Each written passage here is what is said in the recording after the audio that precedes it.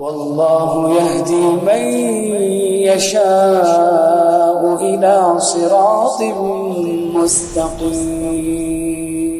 إن الحمد لله نحمده ونستعينه ونستغفره ونؤمن به ونتوكل عليه ونعوذ بالله من شرور أنفسنا ومن سيئات أعمالنا من يهده الله فلا مضل له ومن يضلل فلا هادي له ونشهد أن لا إله إلا الله وحده لا شريك له ونشهد أن محمدا عبده ورسوله أما بعد فإن خير الحديث كتاب الله وخير الهدي هدي محمد صلى الله عليه وسلم وشر الأمور محدثاتها وكل محدثة بدعة وكل بدعة ضلالة وكل ضلالة في النار. أعوذ بالله من الشيطان الرجيم. بسم الله الرحمن الرحيم. يا أيها الذين آمنوا اتقوا الله حق تقاته ولا تموتن إلا وأنتم مسلمون. يا أيها الناس اتقوا ربكم الذي خلقكم من نفس واحدة وخلق منها زوجها وبث منهما رجالا كثيرا ونساء واتقوا الله الذي تسالون به والأرحام إن الله كان عليكم رقيبا. يا أيها الذين آمنوا اتقوا الله وقولوا قولا سديدا يصلح لكم أعمالكم ويغفر لكم ذنوبكم ومن يطع الله ورسوله فقد فاز فوزا عظيما. رب اشرح لي صدري ويسر لي أمري واحلل عقدة من لساني يفقهوا قولي. رب زدني علما رب زدني علما سبحانك لا علم لنا إلا ما علمتنا إنك أنت العليم الحكيم. ముందుగా సర్వ ప్రశంసలు, సర్వ పొగడ్తలు, సర్వ ఆరాధనలు సర్వలోకాలకు ప్రభువైనటువంటి అల్లాహకు మాత్రమే శోభిస్తాయి. ఆ అల్లాహ్ అమితమైన దయ, కరుణ కలిగి సర్వ సృష్టికి కర్తగా ఉన్నాడు. సృష్టి యొక్క భూత భవిష్యత్ కాలాలు ఎరిగినవాడు, పూర్తి ప్రపంచంపై ఆధిక్యత కలవాడు. అల్లాహ్ ఎంతో శుభకరుడు, శుభప్రదుడు, సర్వాధిక్యుడు, సర్వోత్తముడు, కరుణించేవాడు, మన్నించేవాడు మరియు శిక్షించేవాడు కూడాను. అల్లాహ్ గోప్యంగా ఉన్న, బహిర్గతమై ఉన్న అన్ని విషయాలను ఎరిగినటువంటి వాడు, ఎటువంటి లోపములు, బలహీనతలు లేనటువంటి వాడు. ప్రజలు కల్పించేటటువంటి దైవత్వపు భాగస్వామ్యం వర్తించకుండా పరమ పవిత్రంగా ఉన్నటువంటి అల్లాహ్ పేరుతో ప్రారంభిస్తున్నాను. సమస్త ప్రవక్తలపై అల్లాహ్ యొక్క శాంతి శుభాలు వర్షించుగాక, ఆమీన్. అలాగే నైతికతలో పూర్తి ప్రపంచానికి ఆదర్శనీయుడు, వక్తగా, ప్రవక్తగా, సంఘ సంస్కర్తగా, నాయకుడుగా, యోధుడుగా, స్నేహితుడుగా, ఇలా ఒకటేమిటి అన్ని రంగాలలో, అన్ని వేళల్లో, అన్ని ప్రదేశాలలో తన యొక్క వ్యక్తిత్వం ద్వారా ప్రజలందరినీ ఆకట్టుకున్నటువంటి మానవ మహోపకారి, విశ్వ ప్రవక్తల నాయకుడు, కారుణ్యమూర్తి, అంతిమ దైవ ప్రవక్త ముహమ్మద్ సల్లల్లాహు అలైహి వసల్లం. ఆయనపై అల్లాహ్ యొక్క శాంతి శుభాలు, కారుణ్యం వర్షించుగాక, ఆమీన్. సోదర మహాశైలారా, సోదరిమన్లారా, ముందుగా నేను సృష్టికర్త అయిన అల్లాహకు కోటాను కోట్ల కృతజ్ఞతలు తెలుపుకుంటున్నాను. ఎందుకంటే ఈరోజు మరొకసారి మీ ముందు కొన్ని ధార్మిక విషయాలను చర్చించేటటువంటి అవకాశం కల్పించినందుకు. మరి ఈరోజు నేను మీ ముందు చర్చించబోయేటటువంటి, ప్రస్తావించబోయేటటువంటి అంశం ఏమిటి అంటే మాట తీరు యొక్క పరిణామాలు లేదా నాలుక యొక్క లాభాలు, నష్టాలు. ఇది చాలా ముఖ్యమైనటువంటి అంశం ప్రారంభమైన తర్వాత ప్రతి ఒక్కరూ కూడా పక్కవారిని చూసి ఇది వీరి కోసమే అని అనుకోవడం కాకుండా ఇది నా కోసము అని అనుకోండి. ఎందుకని సమాజంలో మనం చూస్తుంటాము, ఏదైనా ఒక అంశం చర్చకు వచ్చినప్పుడు మనం పక్క వాళ్ళని చూసి వీరి గురించే ప్రసంగిస్తున్నారు అనే ఆలోచనలో ఉంటాం. ఎప్పుడు కూడా ఏ ప్రసంగం వింటూ ఉన్నా ఇది నా కోసమే అని చెప్పేటటువంటి వారు, వినేటటువంటి వారు, వారందరూ అనుకోవాలి పక్కవారి సంగతి మనకు అనవసరం. దీని మీదనే మన యొక్క భవిష్యత్తు ఆధారపడి ఉంది. అది ఇహలోకంలో అయినా పరలోకంలో అయినా. సృష్టికర్త అయిన అల్లాహ్ ఖురాన్ గ్రంథంలో తెలియజేస్తున్నాడు, వకుల్ లి ఇబాదీ యకూలిల్లతీ హియ అహసన్. ప్రవక్త మీరు చెప్పండి విశ్వాసులకి, ఏమని? వారు నోటిలో నుంచి పలికితే అత్యంత మంచి మాటలనే పలకాలి. ఎందుకని?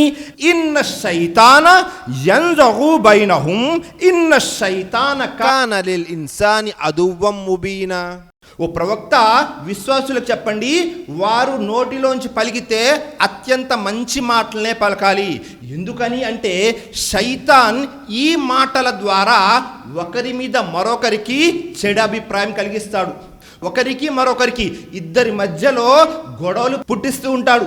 శైతాన్ మన బహిరంగ శత్రువు. అల్లాహ్ ఖురాన్ గ్రంథంలో సృష్టికర్త అయిన అల్లాహ్ దైవప్రవక్త ముహమ్మద్ సల్లల్లాహు అలైహి వసల్లం ద్వారా తెలియపరుస్తున్నాడు, మనం పలికితే మంచి మాటలే పలకాలి. ఎందుకని అంటే సమాజంలో మనం చూసినట్లయితే ఇద్దరు మనుషుల మధ్య, ఇద్దరు కుటుంబాల మధ్యలో ఉన్నటువంటి ప్రేమ, ఆప్యాయత, అభిమానం, ఇది ఏదైతే ఉందో దీనిని శత్రుత్వంగా, ద్వేషంగా, పగగా మార్చేందుకు శైతాను ఉపయోగించే అతి పెద్ద ఆయుధము నాలుక. ఈ నాలుక ద్వారా వచ్చేటటువంటి మాటలు ఎంత తీవ్రంగా ఉంటాయి అంటే ఇది ఖడ్గం అవసరం లేకుండానే రక్తాన్ని చిందిస్తూ ఉంటాయి. తుపాకీ గుళ్ళు అవసరం లేకుండానే ఒక మనిషి ప్రాణాలని తీసుకుంటాయి సోదరులారా. అంత పదునుగా ఉంటాయి నాలుక నుండి వచ్చే మాటలు. మనం పరిశీలన చేస్తే సమాజంలో ఇద్దరు వ్యక్తుల మధ్య కానీ, రెండు కుటుంబాల మధ్య కానీ, రెండు రాష్ట్రాల మధ్య కానీ, రెండు దేశాల మధ్య కానీ జరిగేటటువంటి చిన్న చిన్న గొడవల దగ్గర నుంచి పెద్ద పెద్ద యుద్ధాల వరకు ప్రతి దానికి మొదలేమిటి అంటే నాలుక, దాని నుండి వచ్చేటటువంటి మాటలు. కాబట్టి మనము ఎల్లప్పుడూ జాగ్రత్తగా ఉండాలి. మన నోటిలో నుంచి వచ్చే మాటలు ప్రతిదీ కూడా చాలా జాగ్రత్తగా పలకాలి. ఒకవేళ మనము చాలా జాగ్రత్తగా పలికామనుకోండి, దాని గురించి కూడా సృష్టికర్త అల్లాహ్ తఆలా తెలియజేస్తున్నాడు. యా అయ్యుహల్లజీనా ఆమనుత్తఖుల్లాహ వఖూలు కౌలన్ సదీదా యుస్లిహ్ లకుం ఆమాలకుం వయగ్ఫిర్ లకుం జునూబకుం వమన్ యుతిల్లాహ వరసూలహు ఫఖద్ ఫాజ ఫౌజన్ అజీమా. అర్థమేమిటి? యా అయ్యుహల్లజీనా ఆమను, విశ్వసించిన ప్రజలారా, అల్లాహ్కు భయపడండి. భయపడి ఏం చేయాలి? వకూలు కౌలన్ సదీదా, మీరు పలికితే సత్యమే పలకండి, సూటిగా మాట్లాడండి, స్పష్టంగా మాట్లాడండి. చాలామంది సమాజంలో మాట్లాడుతుంటారు, వారు ఏం మాట్లాడుతున్నారు వేరే వారికి అర్థం కాదు. లేకపోతే ప్రతి దానికి ద్వంద్వార్థం, వేరొక అర్థం వచ్చేలాగా మాట్లాడుతూ ఉంటారు. స్పష్టంగా మాట్లాడాలి, సూటిగా మాట్లాడాలి. వకూలు కౌలన్ సదీదా. అప్పుడేమవుతుంది? అల్లాహ్ మన యొక్క పుణ్యకార్యాలు ఏవైతేనో వాటిని చక్కదిద్దుతాడు. వకూలు కౌలన్ సదీదా యుస్లిహ్ లకుం ఆమాలకుం. మనం ఏదైతే ఆచరణ చేస్తున్నామో ఆ ఆచరణని చక్కదిద్దుతాడు అల్లాహ్. అక్బర్.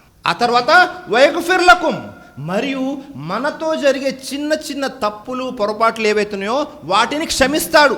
అల్లాహ్ అక్బర్. చూసారా, మనము సూటిగా స్పష్టంగా మాట్లాడాము అంటే మనతో జరిగేటటువంటి చిన్న చిన్న పాపాలని అల్లాహ్ క్షమిస్తాడు, మరియు మన కర్మలను చక్కదిద్దుతాడు సోదరులారా. అల్లాహ్ అక్బర్. చూసారా, కాబట్టి ఎప్పుడు కూడా మనం మాట్లాడుతున్నాము అంటే స్పష్టంగా మాట్లాడాలి, సూటిగా మాట్లాడాలి, వేరే వారికి అర్థమయ్యే రీతిలో మాట్లాడాలి. ఎందుకని అంటే మన శరీరంలో నాలుక చాలా చిన్న భాగం. ఇది ఎలాంటి భాగము అంటే దీనికి నరము ఉండదు, మరియు ఎముక ఉండదు. కానీ ఈ చిన్న భాగం ద్వారా అనేక సంబంధాలు తెగిపోతూ ఉంటాయి, అనేక స్నేహాలు విడిపోతూ ఉంటాయి. చాలామంది మిత్రులుగా ఉన్నవారు శత్రువులు అయిపోతూ ఉంటారు. అందుకే దైవప్రవక్త ముహమ్మద్ సల్లల్లాహు అలైహి వసల్లం వారు తెలియజేశారు. అబూ సయీద్ ఖుద్రీ రజల్లాహు అనే వారి కథనం, తిర్మిజీ షరీఫ్ యొక్క హదీస్. ప్రతిరోజు కూడా మన శరీరంలో ఉన్న అవయవాలన్నీ తెలియజేస్తుంటాయి.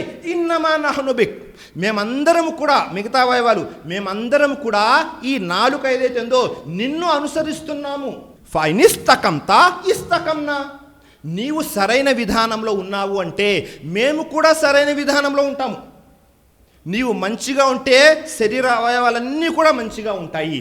ఒకవేళ వైని వజజత అవజజన, నీవు గనక దారి తప్పావు అంటే, నీ స్థానం నుంచి పక్కకు వెళ్ళావు అంటే, మరి మేము కూడా మా స్థానం నుంచి పక్కకు వెళ్ళవలసి వస్తుంది. చూడండి, నాలుక ఎప్పటి వరకు అయితే అదుపులో ఉంటుందో అప్పటి వరకు ఎలాంటి సమస్యలు ఉత్పన్నమవు. ఒకవేళ నాలుక దారి తప్పింది అంటే ఆ తర్వాత చేతులు, కాళ్ళు, మిగతా అన్ని అవయవాలు దారి తప్పుతాయి.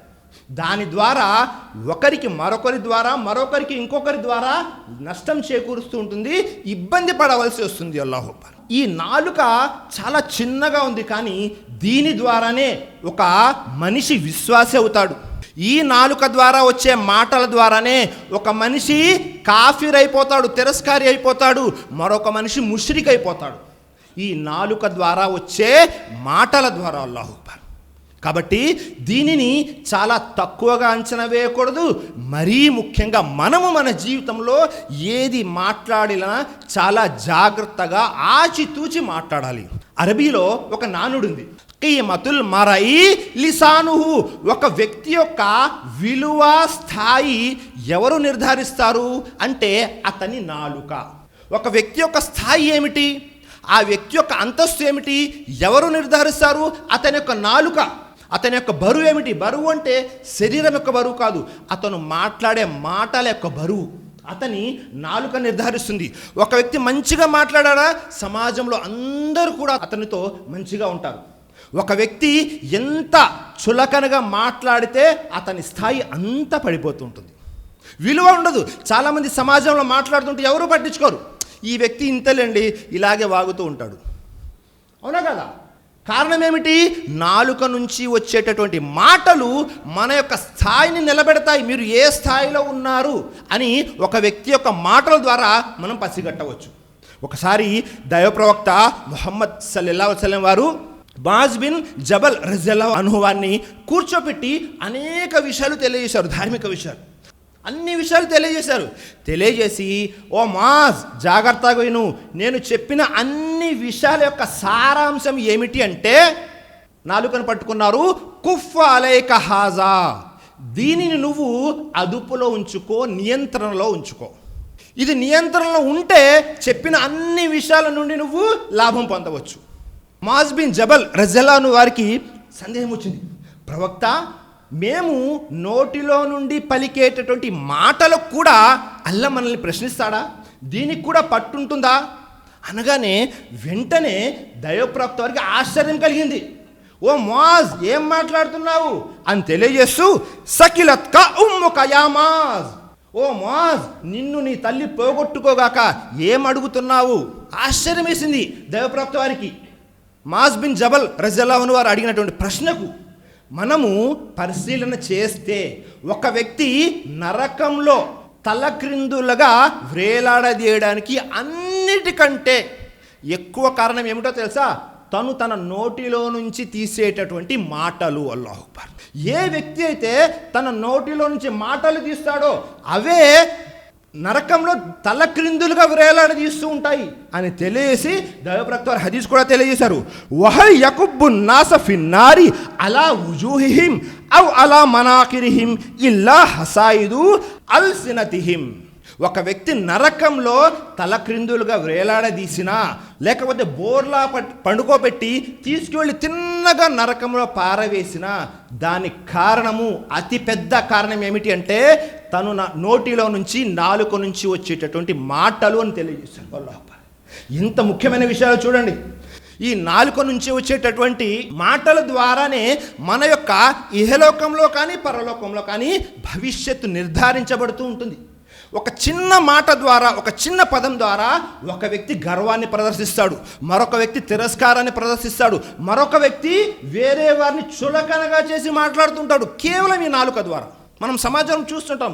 అల్లా కొంతమందికి ఆర్థికంగా మంచి స్థాయిలో పెడతాడు, మరికొంతమందికి జ్ఞానపరంగా మంచి స్థాయిలో పెడతాడు, మరికొంతమందికి ఇంకేదైనా పదవులు అవి ఇవి ఇచ్చి ఒక మంచి స్థాయిలో పెడతారు.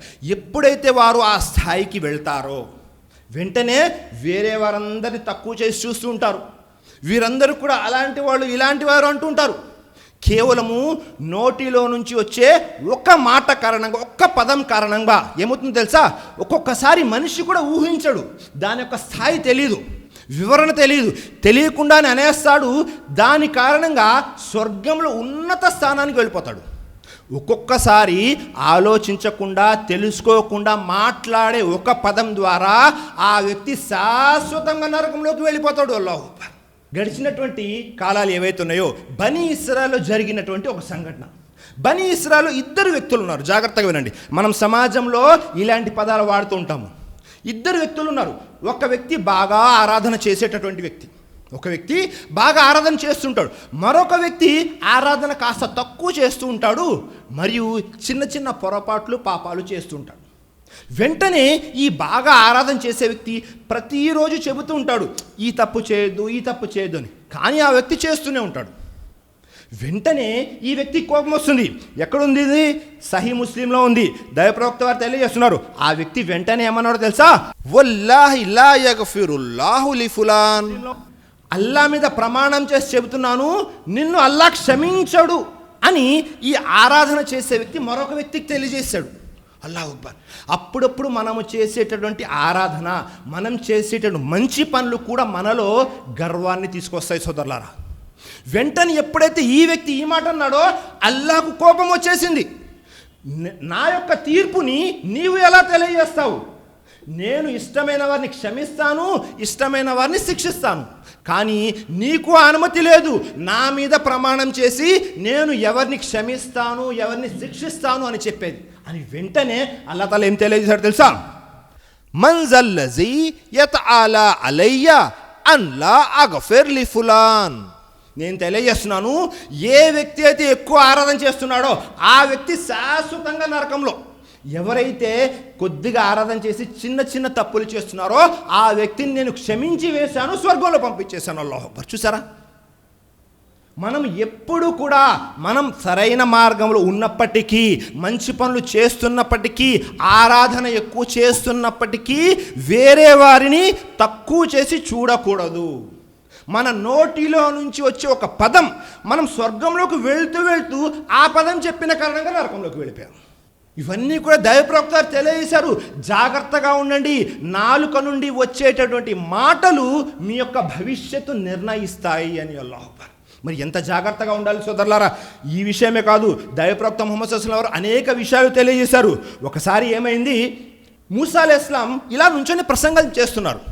వెంటనే ఒక వ్యక్తి నిలబడి ఒక ప్రశ్న అడిగాడు. ఏమిటా ప్రశ్న? మన్నాలము అహ్లల్ లఫ్జ్. ప్రవక్త, ఇప్పుడు ప్రస్తుతం ప్రపంచంలో అందరికంటే ఎక్కువ జ్ఞానవంతులు ఎవరు? ప్రతి కాలంలో కూడా రసూల్ ఎవరైతే ఉంటారో, ప్రవక్త ఎవరైతే ఉంటారో ఆయన అందరికంటే జ్ఞానవంతులు. మూసా అలైహిస్సలాం కూడా అదే మాట తెలియజేశారు, నేనే అని తెలియజేశారు. వెంటనే అల్లాహ్ కోపం వచ్చింది. ఎందుకని? ఆయన చెప్పిన విషయం సరైంది అయినప్పటికీ సంస్కారవంతమైన జవాబు ఏమిటి? అల్లాహ్ అని తెలియజేయాలి. వెంటనే అల్లాహ్ కోపం వచ్చింది. అల్లాహ్ ఏం చేశాడో తెలుసా? వెంటనే మూసా అలైహిస్సలాంకు వహీ పంపించాడు. ఓ మూసా, నీకంటే జ్ఞానవంతులు మరొకరు ఉన్నారు, నీవు వారి దగ్గరికి వెళ్ళి జ్ఞానాన్ని నేర్చుకో అల్లాహ్ అని. ఎక్కడికి పంపించారు? ఖిజర్ అలైహిస్సలాం దగ్గరికి పంపించారు. మూసా అలైహిస్సలాం యూషా బిన్ నూన్ అతని యొక్క సహచరుని తీసుకొని ఏం చేశారు? ఖిజర్ అలైహిస్సలాం దగ్గరికి వెళ్ళారు. స్థాయి పరంగా, ప్రవక్త పదవి పరంగా అన్ని విధాలుగా మూసా అలైహిస్సలాం గొప్పవారు. కానీ ఎప్పుడైతే ఆయన చెప్పిన మాటలో కాస్తంత గర్వం కనబడిందో వెంటనే అల్లాహ్ ఏం చేశాడు? చాలా దూరం ప్రయాణం చేయించి తిన్నగా ఖిజర్ అలైహిస్సలాం దగ్గర శిష్యరికం చేయడానికి పంపించారు. అల్లాహు అక్బర్. చూసారా, మనకంటే స్థాయిలో తక్కువ ఉన్నా అప్పుడప్పుడు మనం జ్ఞానం నేర్చుకోవడానికి శిష్యరికం చేయవలసి వస్తుంది సోదరులారా.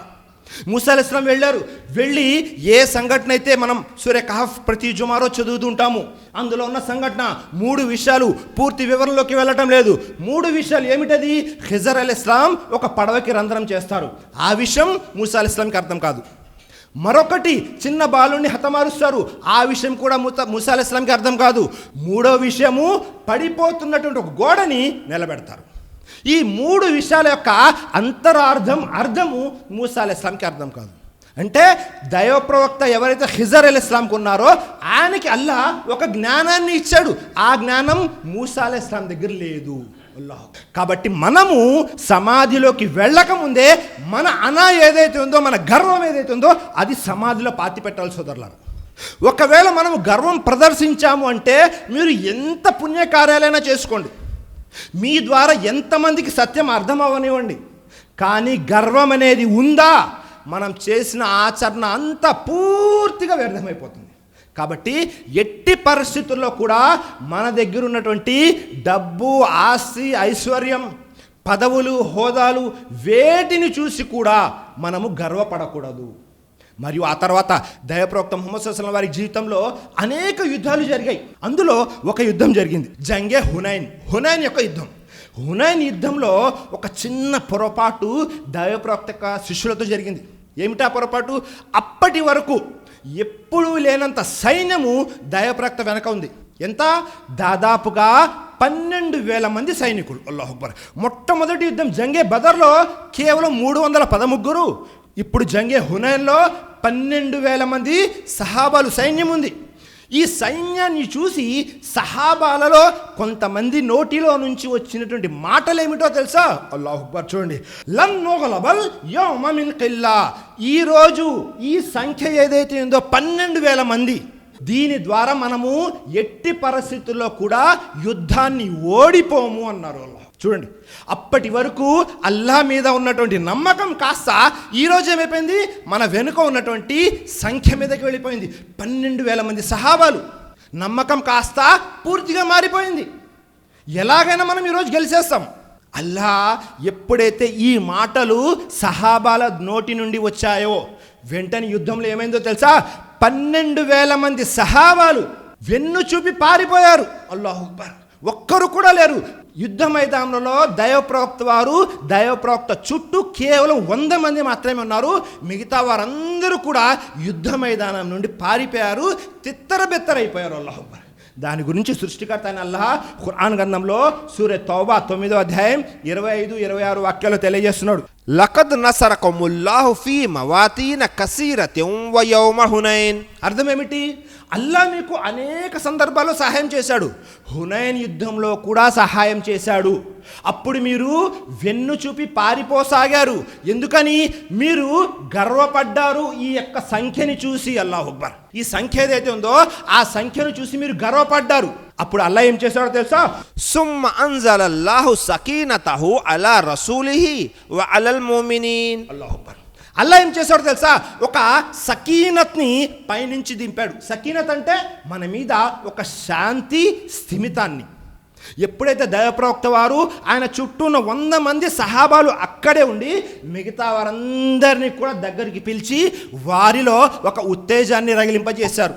అప్పుడు మళ్ళీ వారు ఓడిపోయినటువంటి యుద్ధాన్ని మళ్ళీ గెలవగలిగారు. సోదరులారా, చూసారా?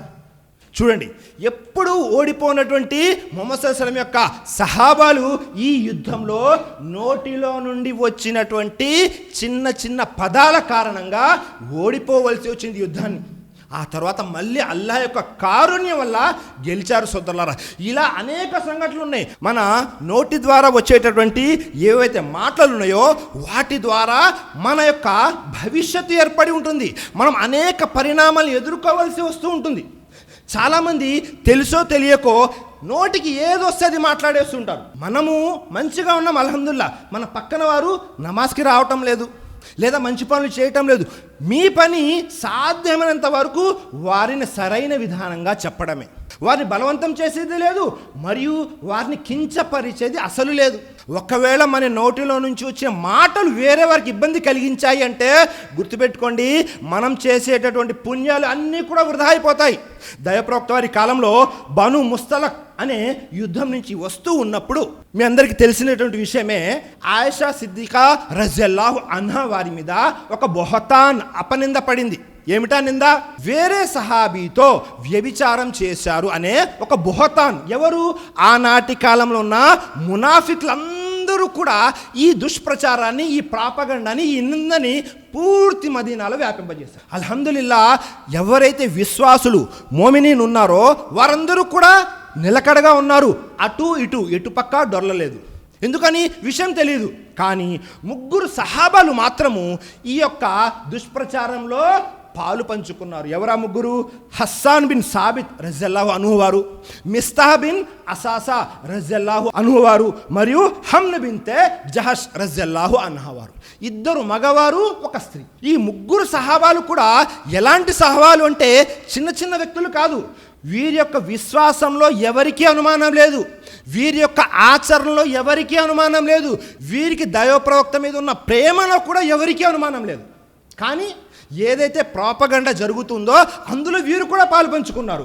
వీరి నోటిలో నుండి కూడా కొన్ని ఎలాంటి మాటలు వచ్చాయి అంటే అల్లాహు అక్బర్, అవి దైవప్రవక్త సతీమణి ఆయిషా సిద్దికా రజియల్లాహు అన్హా వారికి చాలా బాధని కలిగించాయి. ఆ తర్వాత ఏమైంది, అల్లా పైనుంచి ఖురాన్ వాక్యాలు అవతరింపజేశాడు. ఆ సంఘటన అంతా అయిపోయింది. ఈ ముగ్గురు సహాబాలకి 80 కొరడా దెబ్బలు కొట్టడం జరిగింది సోదరులారా. చూసారా, నోటిలో నుంచి వచ్చినటువంటి మాటల కారణంగా అల్లాహు అక్బర్. కాబట్టి ఎప్పుడు కూడా మనము ఏ స్త్రీపై కానీ ఏ పురుషుడిపై కానీ అపనిందలు కూడా మోపకూడదు. ఒక్కొక్కసారి మనం మోపే అపనింద ఇలా 80 కొరడా దెబ్బలు తిని ఇహలోకంలో తీసేసుకున్నా పర్వాలేదు, కానీ దాని పర్యవసానం పరలోకంలో నష్టపోవాల్సి వస్తే అది చాలా పెద్దగా ఉంటుంది సోదరులారా. కాబట్టి ఎప్పుడు కూడా ఇలాంటి పనులు చేయకూడదు. నోటిలో నుంచి మాట్లాడేటప్పుడు ఆచితూచి మాట్లాడాలి, తూకం వేసి మాట్లాడాలి. అల్లాహు అక్బర్. ఒకసారి తిర్మిజీ షరీఫ్ యొక్క హదీస్, ఆయిషా సిద్దికా రజియల్లాహు అన్హా వారు ఏం చేశారో తెలుసా? దైవప్రవక్త యొక్క మరొక సతీమణి సఫియా రజియల్లాహు అన్హా వారికి వీరికి ఏదో మాటల సందర్భంలో నోటిలో నుంచి ఒక మాట జారారు. ఆయిషా వారు తెలియజేశారు, స్త్రీలు జాగ్రత్తగా వినండి, హస్బుక మిన్ సఫియత కజా వ కజా. ఎవరు? ఆ పొట్టి సఫియానా? అస్తగ్ఫిరుల్లా. సఫియా రజియల్లాహు అన్హా వారు కొద్దిగా హైట్, ఎత్తు తక్కువ ఉన్నారు. దాని కారణంగా ఏమన్నారు? ఆ పొట్టి సఫియా చెప్పేదా అన్నట్టు ఒక పదాన్ని వాడారు. వెంటనే దైవప్రవక్త వారికి ఎంత కోపం వచ్చింది అంటే అల్లాహు అక్బర్ తెలియజేశారు, వల్లాహి లఖద్ కుల్తి కలిమతం లవ్ ముజిజత్ బిమాఇల్ బహరి లమజజతహు. ఓ ఆయిషా, నీవు ఎలాంటి పదం వాడావో తెలుసా? ఎంత విషపూరితమైన పదమో తెలుసా? దీనిని తీసుకువెళ్ళి సముద్రంలో వేస్తే ఆ సముద్రం నీరంతా కూడా విషపూరితం అయిపోతుంది. అల్లాహు అక్బర్, సుబ్హానల్లాహ్. చూడండి, ఒక్క పదం పూర్తి సముద్రం విషపూరితం అయిపోయింది అని తెలియజేస్తున్నారు దైవప్రవక్త వారు. మనం సమాజంలో చెబుతూ ఉంటాము, స్త్రీలైనా పురుషులైనా ఏమని? ఆ పొట్టోడు ఉన్నాడే, ఆ బండోడు ఉన్నాడే, లేకపోతే ఆ లావుగా ఉన్నాడే, ఆ నల్లవాడు ఉన్నాడే, ఇలా రకరకాల పదాలు, ఎన్నో నిక్నేమ్స్. ప్రతి వారికి ఏదో ఒక నిక్నేమ్ పెట్టి అలా చెబితేనే ప్రజలకి అర్థమవుతుంది. అంతలా వెళ్ళిపోయింది. అల్లాహు అక్బర్. ఎప్పుడు కూడా అల్లా ఏదైతే సృష్టిని సృష్టించాడో, మిమ్మల్ని, నన్ను, తెల్లవాళ్ళని, నల్లవాళ్ళని, ఎత్తువారిని, ఎత్తు తక్కువ వారిని అందరినీ ఎవరు పుట్టించాడు? సృష్టికర్త నల్లనే పుట్టించాడు. ఎవరిని కూడా వారి యొక్క ఎత్తుని బట్టి కానీ లావుని బట్టి కానీ ఎప్పుడు కూడా అవహేళన చేయకూడదు. ఎప్పుడైతే ఈ హదీస్ మనం వింటామో, చూసారా, సహాబాలే చెప్పారు, ప్రవక్త యొక్క సతీమణులు కూడా చెప్పారు, మనం చెప్పడంలో ఏముందిలేండి అని అనుకుంటుంటారు చాలామంది. సోదరులారా, జాగ్రత్తగా గుర్తుపెట్టుకోండి, దైవ ప్రవక్తలు కానీ సహాబాలు కానీ ఎవరైతే ప్రవక్త యొక్క సతీమణులు కానీ వీరి నోటిలో నుంచి ఎప్పుడు కూడా చెడు పదాలు రాలేదు. ఏదైనా ఒక పదం వచ్చింది అంటే వెంటనే వారు సరిదిద్దుకునేవారు. మనం కూడా ఏం చేయాలి? మన నోటిలో నుంచి వచ్చిన పదాలను సరిదిద్దుకోవాలి.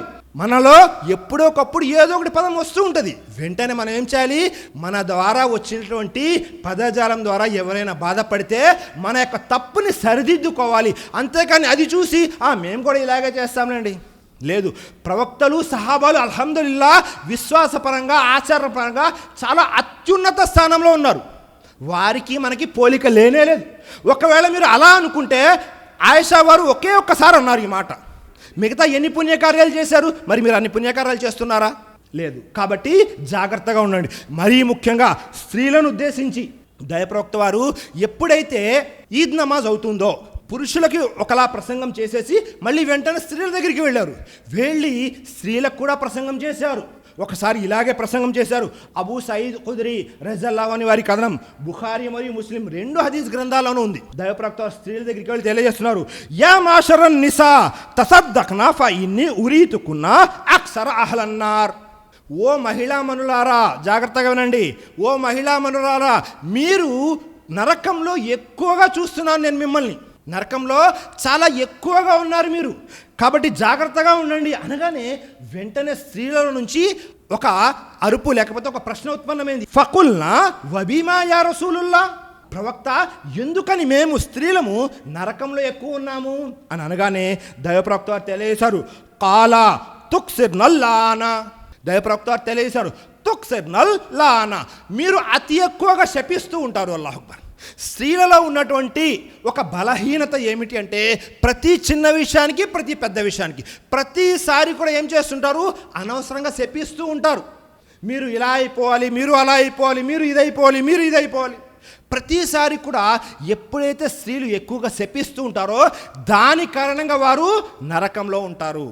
మరొక విషయం అదేమిటి, తక్ఫుర్నల్ అషీర్, మీరు మీ భర్తలకి అవిధేయత చూపుతారు. అల్లాహ్, ఎవరైతే భర్తలు ఉన్నారో వారి ద్వారా జరిగేటటువంటి చిన్న చిన్న తప్పులు ఏవైతున్నాయో వాటిని ఆసరాగా చేసుకొని భర్తలకి అవిధేయత చూపుతారు. అల్లాహ్, భర్త ఏదైనా ఒక వస్తువు తీసుకురాలేదు, పెళ్ళైన కాళ్ళ నుంచి ఏ రోజైనా నన్ను సంతోషపెట్టావా, పెళ్ళైన కాళ్ళ నుంచి నీతో వేగలేక ఇలాగే చచ్చిపోతున్నాను, రకరకాల మాటలు, దానికి దీనికి సంబంధమే ఉండదు. ఏదైనా ఒక చిన్న పని జరగలేదనుకోండి, ఇంట్లో భార్యలు చెప్పేటటువంటి మాటలు వింటే నిజంగానే జీవితాంతం కష్టపడుతున్నారేమో అనిపిస్తుంటుంది. ఈ విషయాల్లో భర్తలు కూడా ఏం తక్కువ కాదు.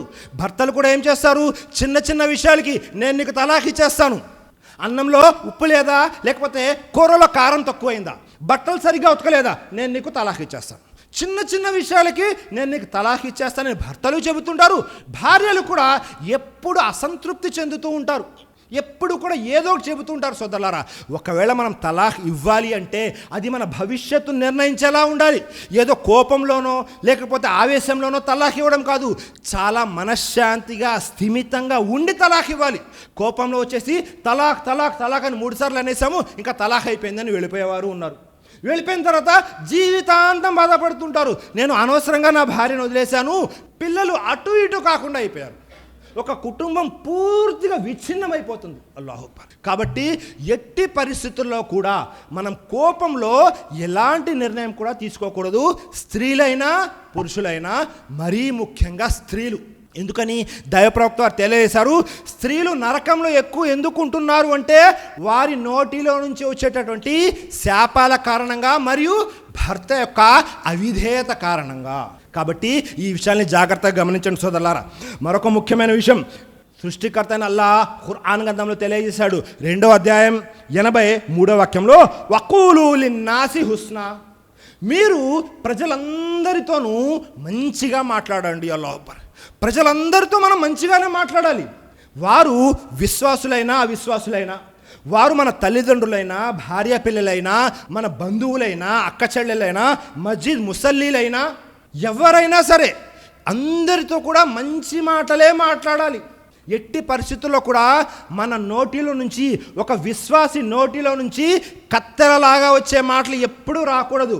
విశ్వాసి యొక్క నోటిలోంచి చాలా మెతక వైఖరి మాటలు, మరీ ముఖ్యంగా ప్రజల్ని దగ్గరికి తీసుకొచ్చే మాటలే ఉండాలి. అంతేకాని మనం ఎప్పుడు కూడా కత్తెర లాంటి మాటలు మాట్లాడనే కూడదు సోదరులారా. దైవప్రవక్త ముహమ్మద్ సల్లల్లాహు అలైహి వసల్లం వారు కూడా తెలియజేశారు. అబూ హురైరా రజియల్లాహు అన్హు వారి కథనం దైవప్రవక్త వారు ఏం తెలియజేశారు తెలుసా, మన్ కాన యుమిను బిల్లాహి వ యౌమిల్ ఆఖిర్, ఎవరైతే అల్లాహ్ను మరియు పరలోకాన్ని విశ్వసిస్తారో వారు ఏం చేయాలి, ఫల్యకుల్ ఖైరన్, వారు తమ నోటిలో నుంచి మంచి మాటలనే పలకాలి. వారు తమ నోటిలో నుంచి మంచి మాటలనే పలకాలి. ఔ లియస్ముత్, ఒకవేళ మంచి మాటలు పలకలేకపోతున్నారు, నిశ్శబ్దంగా ఉండండి, మౌనం వహించండి. మనం పలికితే మంచి మాటలు పలకాలి, లేదంటే నిశ్శబ్దంగా ఉండడమే అన్నిటికంటే ఉత్తమమైనది. దైవప్రవక్త వారు తెలియజేశారు. ఎందుకని మన యొక్క భవిష్యత్తు నిర్ణయించబడుతుంది.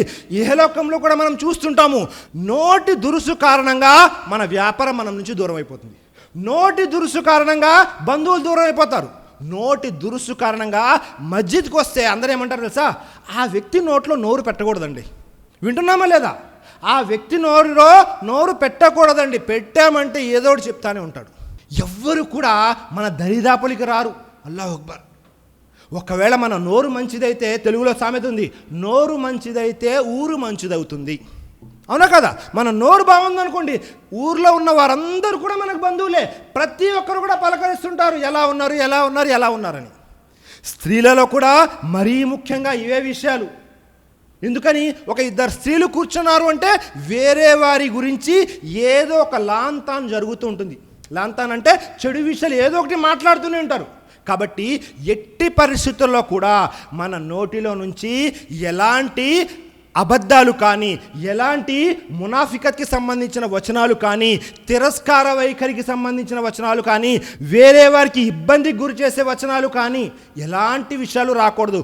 ఒకవేళ అలా వచ్చినాయి అంటే మనం చేసుకున్న కర్మలన్నీ వృధా అయిపోతాయి. ఒక్క పదం కారణంగా స్వర్గానికి వెళ్ళవలసిన మనము నరకానికి వెళ్ళిపోతాం సోదరులారా. కాబట్టి ఈ విషయాలన్నీ కూడా గుర్తుపెట్టుకోండి. ఎందుకని? శైతాను మన మధ్య ఏదైతే ప్రేమ ఉందో ఆ మధ్యలో ఉన్న ప్రేమని ద్వేషంగా మార్చేందుకు ఉపయోగించే అతి పెద్ద సాధనం నాలుక.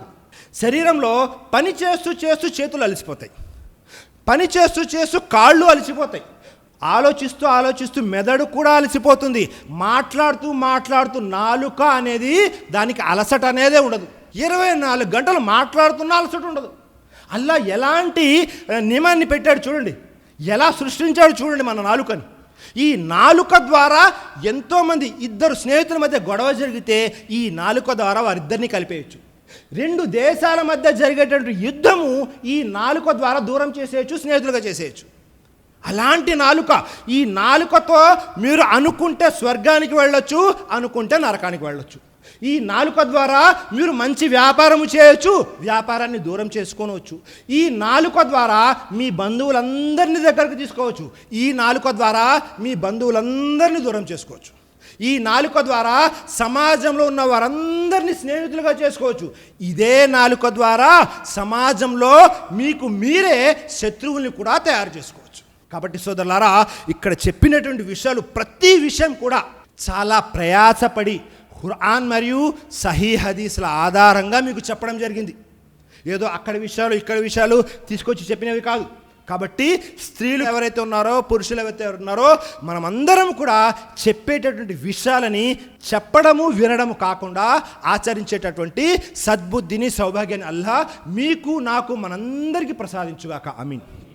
అలాగే అల్లా మేము జీవించున్నంత కాలము మా నాలుకని అదుపులో ఉంచుకొని ఈ నాలుక ద్వారా మంచి మాటలు, కేవలం నీవు ప్రసన్నత, అల్లా ప్రసన్నత చెందే మాటలు మాత్రమే మాట్లాడాలి. ఆమీన్.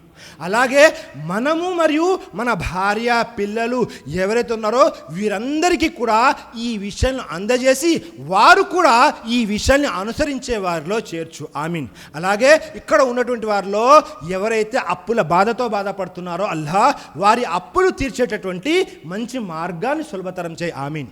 అలాగే ఇక్కడ ఉన్నటువంటి వారిలో ఎవరైతే అనారోగ్యంతో ఉన్నారో అల్లా వారికి మంచి ఆరోగ్యాన్ని ప్రసాదించు. ఆమీన్. అలాగే ఎవరైతే హరాంలో ఇరుక్కుపోయి ఉన్నారో అల్లా వారందరినీ హరాం నుండి బయటకు తీసి హలాల్ సంపాదనలో ఉండేలాగా దీవించు. ఆమీన్. వాఖిరు దావానా అనిల్ హమ్దులిల్లాహి రబ్బిల్ ఆలమీన్. అస్సలాము అలైకుం వరహమతుల్లాహి వబర్కాతుహు.